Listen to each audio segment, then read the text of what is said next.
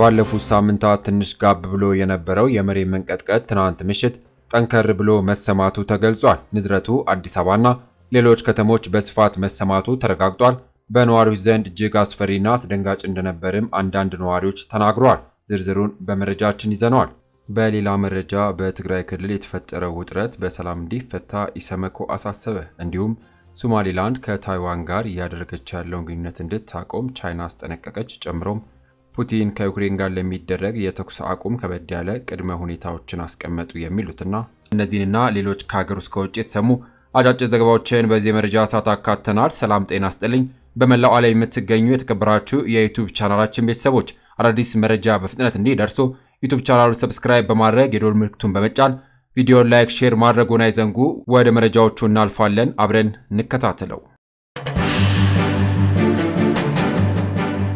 በቅድሚያም ከሀገር ውስጥ ወደ ያዝነው መረጃ ስናልፍ ባለፉት ሳምንታት ትንሽ ጋብ ብሎ የነበረው የመሬት መንቀጥቀጥ ትናንት ምሽት ጠንከር ብሎ መሰማቱ ተገልጿል። ይሁንና የአዋሽ አካባቢ የቴክቫ ቤተሰብ አባላት ጠንካራ የመሬት መንቀጥቀጥ እንደነበርም ገልጿል። በአዲስ አበባ በርካታ አካባቢዎች እጅግ የጠነከረ ንዝረትም ለሰከንዶች እንደነበረ ነዋሪዎች ገልጿል። እኛ የተሰማን ከወትሮ የተለየ ነበር ያለው አንድ የቤተሰባችን አባል ያለውበት ህንፃ ላይ ከፍተኛ መነቃነቅ ተሰምቶናል፣ እጅግ ያስፈራም ያስደነግጥም ነበር ሲል ሁኔታውን ገልጾታል።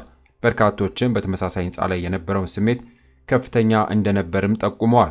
ከአዲስ አበባ ውጪም በርካታ ከተሞች ላይ ንዝረቱ በደንብ መሰማቱን አንዳንድ ነዋሪዎች ለቴክቫ ኢትዮጵያ ተናግረዋል። ይሁንና የመሬት መንቀጥቀጡ ከአዋሽ በ50 ኪሎ ሜትር ርቀት ላይ መከሰቱን የአሜሪካ ጂኦሎጂካል ሰርቬይ ጠቁሟል። በሬክተር ስኬልም 5.1 መለካቱን አመላክቷል።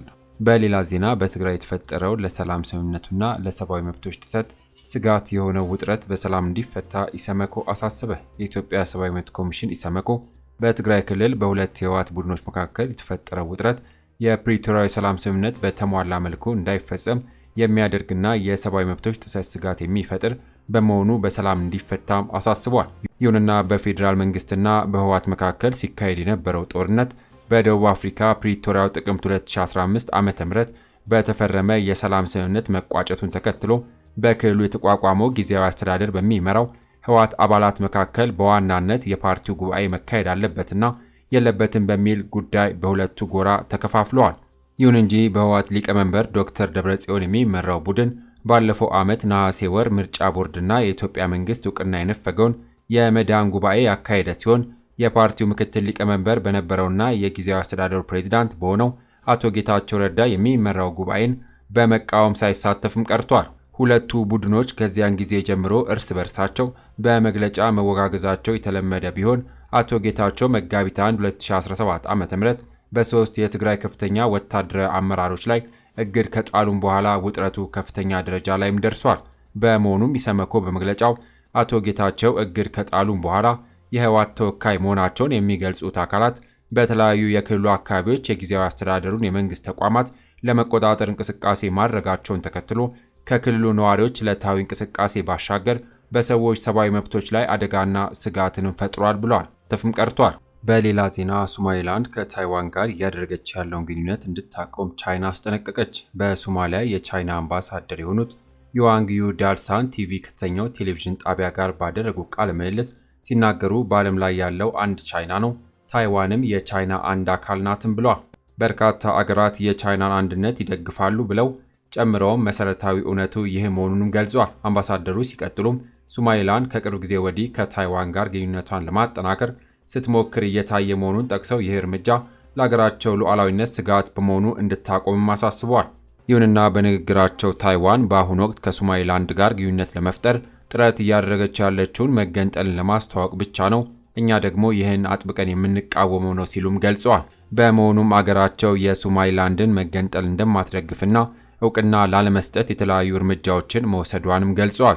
የሶማሊላንድ ሉዓላዊ አንድነት ለማስጠበቅ የቤጂንግ መንግስት ከሶማሊያ ፌዴራል መንግስት ጋር በቅርበት እየሰራ እንደሚገኝም አስረድተዋል። ይሁን እንጂ የሶማሊላንድ ፕሬዝዳንት አብዱራህማን ኢሮ መንግስታቸው ከታይዋን ጋር ትብብሩን ለማጠናከር መወሰኑን ገልጿል ሲል ሂራን ኒውስ ዘግቧል። በመጨረሻም ከውጪ ፑቲን ከዩክሬን ጋር ለሚደረግ የተኩስ አቁም ከበድ ያሉ ቅድመ ሁኔታዎችን አስቀመጡ። የሩሲያው ፕሬዝዳንት ቭላድሚር ፑቲን ከዩክሬን ጋር ሊደረስ የታቀደውን የተኩስ አቁም ሐሳብ እንዲስማሙበት ቢገልጹም በርካታ ጥያቄዎች ያጫሩ ከባድ ቅድመ ሁኔታዎችንም አስቀምጠዋል። ይሁንና የሩሲያው ፕሬዝዳንት በጉዳዩ ዙሪያ ምላሽ የሰጡት በዚህ ሳምንት መጀመሪያ ዩክሬን ከአሜሪካ ጋር ባደረገችው ውይይት የቀረበውን የ30 ቀናት የተኩስ አቁም እቅድ መቀበሏን ተከትሎ ነው። የዩክሬኑ ፕሬዝዳንት ቭላድሚር ዜሌንስኪ በእቅዱ ዙሪያ ፑቲን የሰጡትን ምላሽ የማይጨበጥ ከማለት ባለፈ በሩሲያ ላይ ተጨማሪ ማዕቀብ እንዲጣልም ጠይቋል። ይህ በእንዲህ እንዳለ አሜሪካ በሩሲያ የነዳጅ የጋዝና የባንኮች ዘርፎች ላይ ተጨማሪ ማዕቀብ እንጥላለች። ፑቲን ሐሙስ ዕለት በሞስኮ በተካሄደው ጋዜጣዊ መግለጫ ላይ የተኩስ አቁም ሐሳቡን ትክክለኛ ሲሆን እኛም እንደግፈዋለን፣ ነገር ግን ልንወያይባቸው የሚገቡ ጥያቄዎች አሉን ብለዋል። በመሆኑም የተኩስ አቁም ስምምነቱ ወደ ዘላቂ ሰላም ሊያመራና የዚህን ቀውስ መንስኤ ማስወገድ ሊኖርበት ይገባልን ብለዋል ፑቲን። ከአሜሪካው አጋሮቻቸው ጋር መደራደር አለብን፣ ምናልባትም ወደ ዶናልድ ትራምፕ ስልክ እደውላለሁ ሲሉም ገልጸዋል። ለዩክሬን ወገን ለ30 ቀናት የሚቆይ የተኩስ አቁም ስምምነት መደረግ ጥሩ ነው ሲሉም ፑቲን አክለዋል። እኛ ብንደግፈውም ግን ልዩነቶች እንዳሉን ፑቲን ገልጿል። ዩክሬን ባለፈው ዓመት ወታደራዊ ዘመቻ በማድረግ የተወሰነ አካባቢ የተቆጣጠረችበትን የኩርስክ ግዛት አንደኛው ርዕሰ ጉዳይ መሆኑን ፑቲን ተናግረዋል። ሩሲያ ኩርስክን ሙሉ ለሙሉ ተቆጣጥራለች ከማለት ባለፈ በስፍራው ያሉ የዩክሬን ወታደሮች ተቆጣጥረዋልም ሲሉ ፑቲን ገልጸዋል።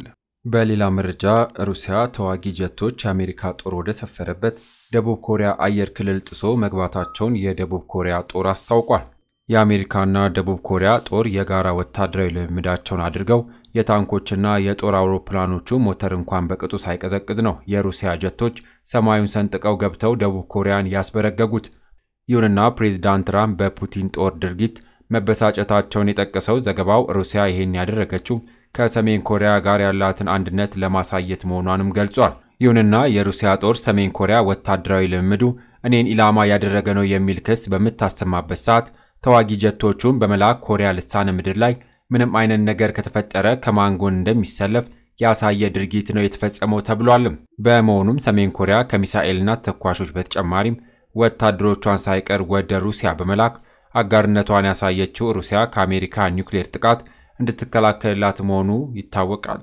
ክቡራን አድማጮች ለሰዓቱ ብታደምጧቸው ብለን ወደ እናንተ ያስተናዳናቸው ከሀገር ውስጥ ከውጭ ያገኘናቸው መረጃዎች እነዚህን ይመስሉ ነበረ። ሀሳብ አስተያየቶን ኮሜንት ሴክሽን ላይ ያስቀምጡ። ለሌሎች ተጨማሪ አዲስ መረጃዎች አዛሪያስ ሚዲያ ኒውስን ቤተሰብ በመሆን በመከታተል አብሮነታችሁ አይለይ ማለት እንወዳለሁ። ከሰዓታት በኋላ በሌሎች በአዲስ መረጃዎች እስከምንገናኝ በያለንበት የዓለም ዳርቻ ቸር እንቆይ።